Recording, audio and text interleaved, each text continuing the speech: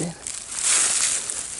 So have you heard the latest on John Cena? Yeah, John Cena, indeed. We were just talking about that. Yeah. About John Cena and his little sorry apology. Yeah. And people are jumping all over John Cena for apologizing, saying, "Oh, you're a wimp, you kowtowed." You know, Hollywood made him do it so that he could keep his job or keep working or whatever. And that's really the position that a lot of celebrities are in right now. But it's a lot more significant than people realize. Why is that? Far more significant from a cultural perspective. You have two primary thought process, two logical thought process in the world. There are others, but there's two primary. And most people, they don't understand the difference. In the West, and this is something a lot of people don't understand because they're never taught this, and there is no more philosophy being taught. When I was in school, Aesop's Fables was introduced in junior high school, and that's an introduction to philosophy. I went to college, nobody understood it. I did good, no one else did, because they don't understand. And I'm not telling you that to act like I'm all smart or anything, but there's the two types of thought process. Rational logical thought, which is a Western way of thinking, and analogical thought, which is Asian and Middle Eastern. Most people don't even know it exists. And in Western philosophy, rational logical thought, we look at what John Cena did and say, "Oh yeah, he's a wimp. Who cares? You know, John Cena chickened out and he bowed down." But from the process of analogical thought, which is how they think in Asian and Middle Eastern cultures, it's a lot more to it than that. So what is the analogical thought process? Without getting too technical here, I'll just make it as simple as I can. One good way to explain it is by giving you the example of kamikaze pilots. If you remember in World War II, what happened when the Japanese planes ran out of ammunition? They would crash their planes. Why did they do that? That makes no sense, right? Why kill yourself? Rational logical thought, Western way of thinking. Okay, I'm out of ammo. I'm gonna go home. I'm not going to kill myself. But analogical thought process, it's more important to humiliate your enemy than it is to even win. And that's something that you see a lot. Anybody been deployed in the Middle East? If you've been there long enough, you kind of know what I'm talking about, because they feel the same way. People who go and do suicide bombings, they're not doing it because they think they're going to get 72 virgins. They're doing it to humiliate their enemy. That's more important than their own lives. Vietnam, they didn't care if 100 people died to every one American soldier. It was about how they made the American soldiers feel, more so than even winning. Same thing here. John Cena being put in a position of apologizing in Mandarin to the Chinese people for a faux pas that wasn't even important.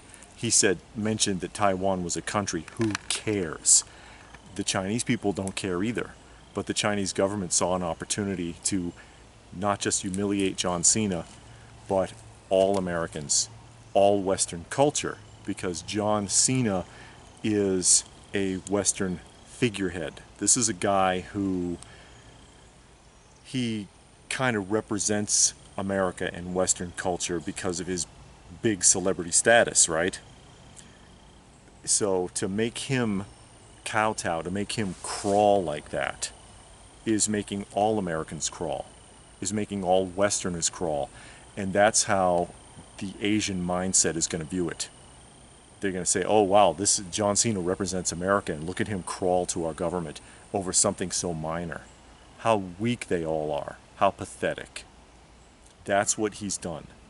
It's far more significant than anybody realizes than just him sucking up to keep his job or whatever, because they're afraid of not being able to not being able to push their next Fast and Furious movie in China. Yeah, but my question is, how much money do they really think they're going to lose? I mean, if the Fast and the Furious with China would make $1 billion, Yes. without China, 900 million. Is that 100 million really worth that shame? Well, to people with no scruples anyways in Hollywood, the money's more important than the apology. And again, here's your Western thought process, your rational, logical thought process. I can make an apology and who the hell cares, because it's just words. Yeah, apologies nowadays in our society, every day somebody on the TV, on the computer, apologizing Crawling for something. And whining about something, and they don't even, you don't know if they mean it or not, and nobody cares. No, well, it's cheapened apologies. Yes. So now you might not mean it, but then somebody else might. But how many times you heard it? 50 times this week. 50 different celebrities, politicians don't apologize for nothing, but about 50 celebrities apologized this week, and it's Thursday. Actors, musicians, sports figures. And now somebody truly means it, and to you it's like, I heard that before. It's lip service. Your heart's not in that. To us, in rational, logical thought, where you can sit there and you can go through the rational, logical process of making the deduction, that apology didn't mean anything. Screw that guy. But not them. Not the people in China, not the people in Asia, not the people in the Middle East who are looking at it and saying, oh, look at this big American icon crawling for something so simple. They're all so pathetic. That's how it looks, and that's how it's going to be presented.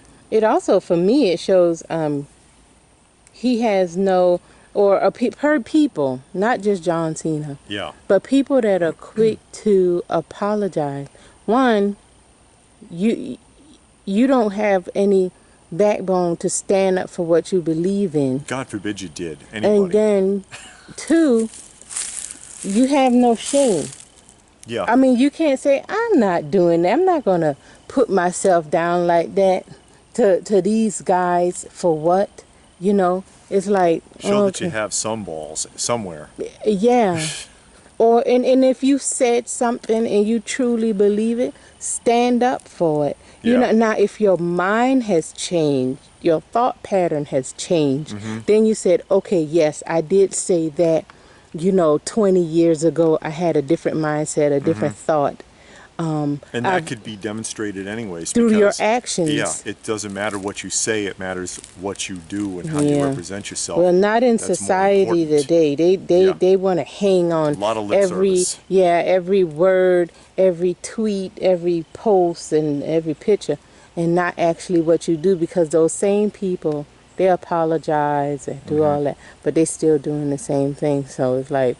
And he did that to make sure that he would get the next job, I basically. guess. I don't know if he cared one way or the other. He It was a probably really didn't. simple, foolish comment that what difference does it make? But somebody made it make a difference to him. And I'm sure there was some discussion that went on. It's like, John, do you want to be in the next film or don't you? Do you want to continue to do your TV show or don't you? And it's like, okay, what do I have to say? Yeah. And it was a really grovelly apology. I mean, you can find it on the internet and listen to the translation, because he said it in Mandarin. Yeah, and they had the words underneath, and the one we listened to was dubbed over. His tone of voice was very monotone, but the words themselves were very grovelly. Yeah, it was sickening Ugh. to listen to. But I mean, Cena's It a was phony, nauseating. anyways. Don't get me going on John Cena. Yeah, I know. I have a personal issue because for anybody who's not doesn't realize the show that he does, American Grit, I was picked for season 2 and didn't do it.